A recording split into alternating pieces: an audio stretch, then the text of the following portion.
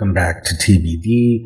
So this is going to be another short and sweet tutorial. I promise this time it will actually be short and sweet, and I won't get lost, and I've learned my lesson. I'm not going to try to put a tutorial together on no sleep. So, what are we talking about today? This is another tutorial based on an interaction that I had with a senior dev that was trying to... You guys make a big mess? You did make a big mess. Even my vacuum's in the shot. Ugh. Anyway, kids are here again sick. Sadie was playing with mud. Anyway. All right. So, yes, this came from a conversation with the senior dev, more trying to create a component for a design system in which the same grid component could be used over and over and over again. And a common thing that I see with a lot of devs when they're using Flex is they'll make rows.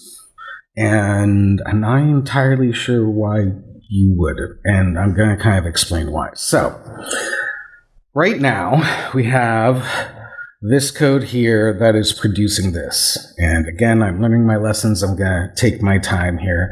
I made a class called ABox, and ABox is 150 pixels by 150 pixels. And then I have blue, red, purple, orange, yellow, green, and all these divs that are boxes and have colors, and they say, I'm a box, so am I, so am I. And so then we go here, and you can see that's exactly what we have.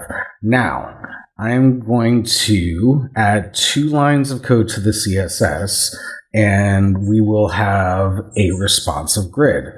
So just by coming in here and going display flex and flex wrap.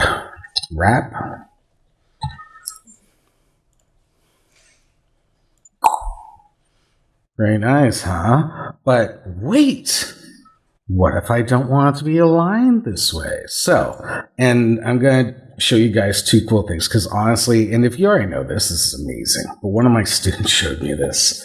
So, shout out to Morgan. So, regularly I'd go back and forth a bunch of times trying to show you the different justify content attributes that you can add to this to adjust the way your grid works. But there's this lovely thing in Chrome, and here you have justify content. So if we justify content center, then you can see that everything is centered, and as the boxes reach the end, it wraps such that all the content is centered.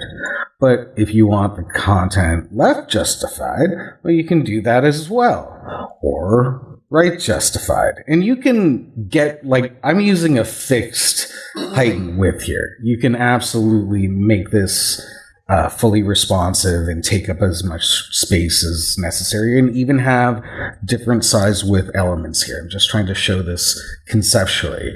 And then you also have space between, which gives you a nice kind of periodic table of elements style.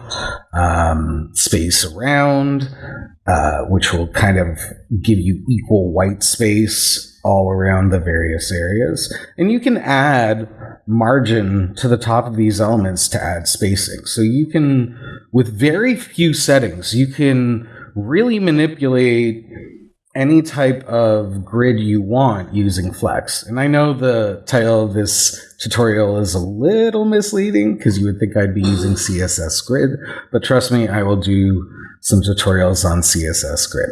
But just to show you how that looks in the code, right, we'll do space evenly. What up? What up? I'm just doing a tutorial and giving you a shout out.